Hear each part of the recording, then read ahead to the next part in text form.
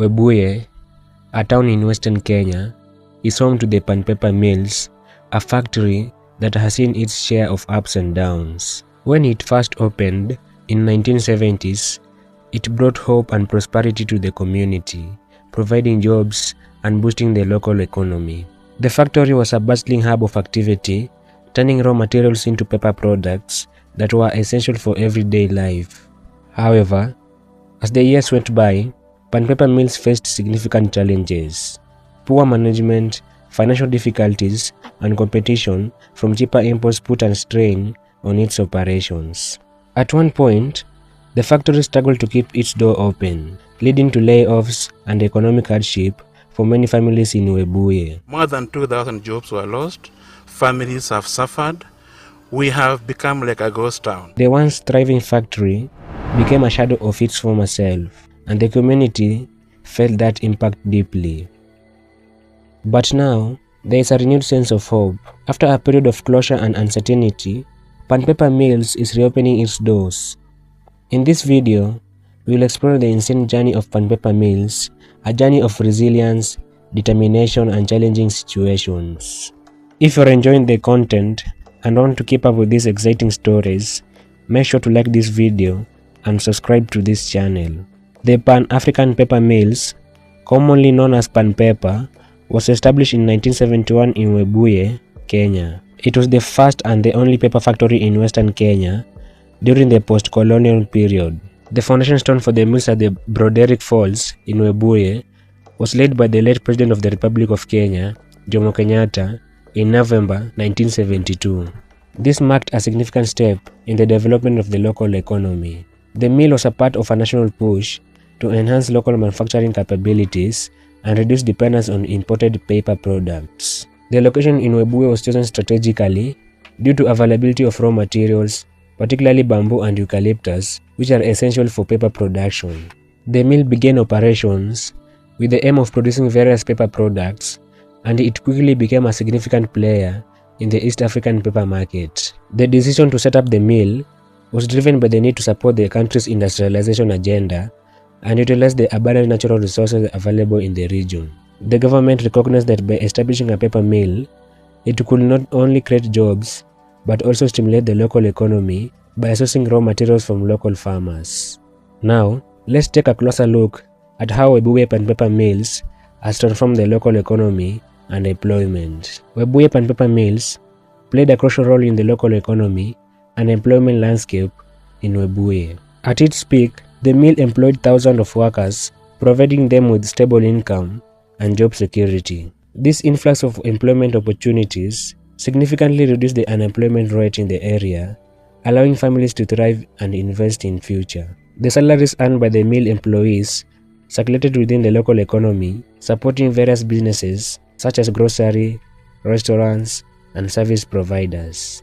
The economic multiplier effect created a vibrant marketplace where the success of the mill translated into the prosperity of the entire community. The mill also created demand for raw materials, providing reliable market for local farmers and timber suppliers. This partnership not only boosted agricultural production, but also fostered a sense of community interdependence. As the mill expanded, so did the infrastructure around it. Roads were improved, schools were built, and healthcare facilities were established, all thanks to the economic boost from the mill.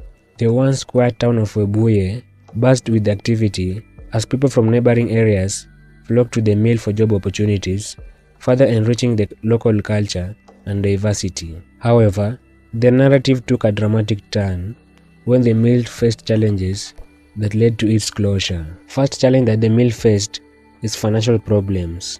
The mill's financial woes were a major contributing factor. The company accumulated substantial debt, primarily due to unpaid electricity bills.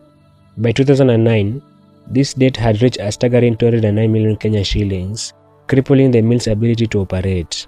This was a direct result of the mill's inability to generate sufficient revenue to cover its operational costs. This was compounded by the fact that the mill's aging equipment required significant investment for maintenance and upgrades, which further strained its finances.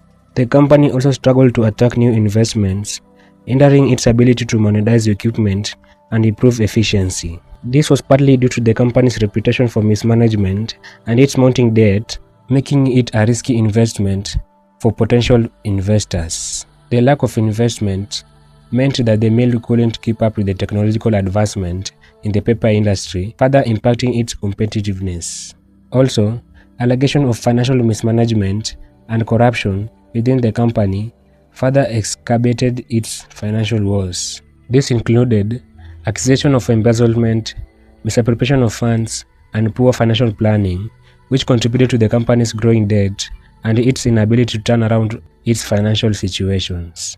These allegations, if true, indicate a lack of accountability and transparency within the company, further eroding investors' confidence and hindering any potential for recovery.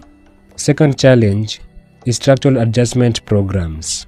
These programs, implemented by the World Bank in the 1990s, aim to liberalize economies and reduce government intervention. This resulted for state-owned enterprises like Pan Paper, making it harder for the mill to compete in the market. The government's reduced financial assistance and support left the mill struggling to stay afloat in a competitive market. This shift in the government policy, aimed at promoting market liberalization, inadvertently created a challenging environment for state-owned like Pan Paper, which were accustomed to government support. Structural adjustment programs also encourage privatization, putting pressure on the government to sell state-owned assets. This created uncertainty for the Pan Paper and its future. The government's focus on privatization meant that the mill was seen as a potential target for sale, creating instability and discouraging long-term investments. This uncertainty about the mill's future made it difficult to attract investors or secure long-term loans, further contributing to its financial woes. The third challenge is economic decline in Webuye. The closure of the mill had a devastating impact on the town of Webuye. It was the largest employer in the region, and its shutdown resulted in widespread of unemployment, affecting local businesses and services. The loss of jobs and economic activity created a domino effect, leading to a decline in local businesses, reduced spending, and decreased in overall economic activity.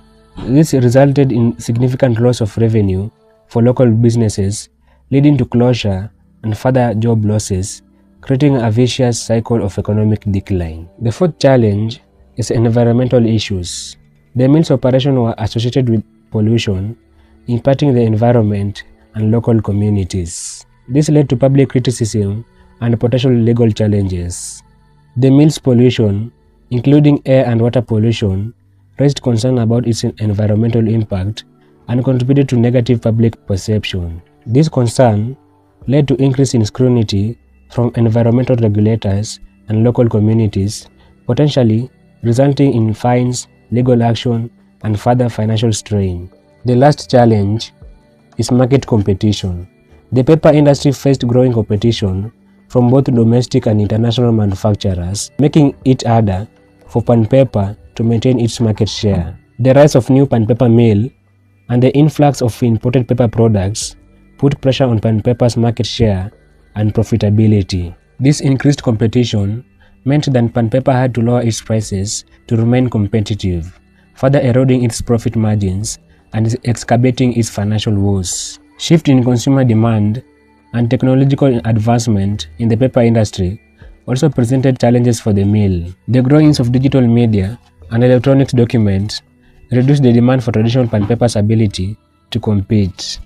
This shift in consumer behavior towards digital alternatives made it difficult for the Pan Paper to adapt and maintain its market share, further contributing to its decline. The closure of Pan Paper had a profound effect on the community, like social consequences. The loss of stable employment led to social distress among families, with many struggling to meet basic needs. This created a sense of despair and frustration within the community. The closure also affected community cohesion, as many residents who had moved to Webuye for work were forced to live in search for opportunities elsewhere, leading to a decline in population and community engagement. There were some grassroots efforts to revive the Pan Paper mills. These are some of the efforts. First, it's community mobilization.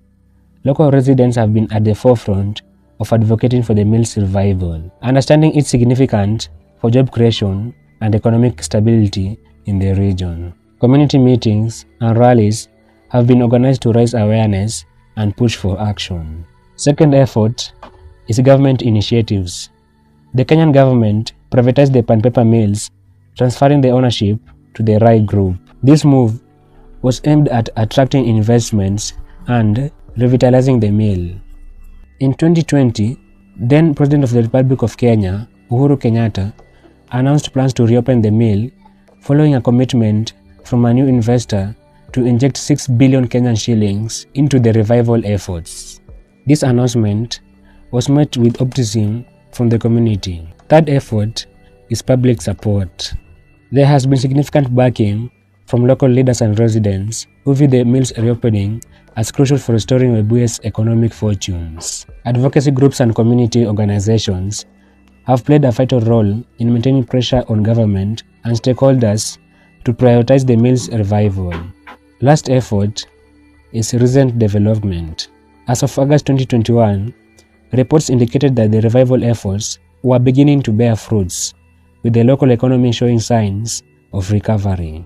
The community has expressed hope that the continued support and investment will lead to the mill's full operational capacity. The Pan Paper has undergone changes in recent years. First is the ownership change. The mill was taken over by Rai Group in 2016, which led to its rebranding as Webuye Paper Mills. Second is operational status. Since takeover, the mill has resumed operation with the first phase of production already in place. This revival has created approximately 500 jobs. The government and stakeholders are optimistic about the mill's potential to further enhance economic conditions. Efforts are ongoing to ensure the mills operate sustainably and continues to provide employment and economic benefits to the community. Thanks for watching. Catch you in the next video.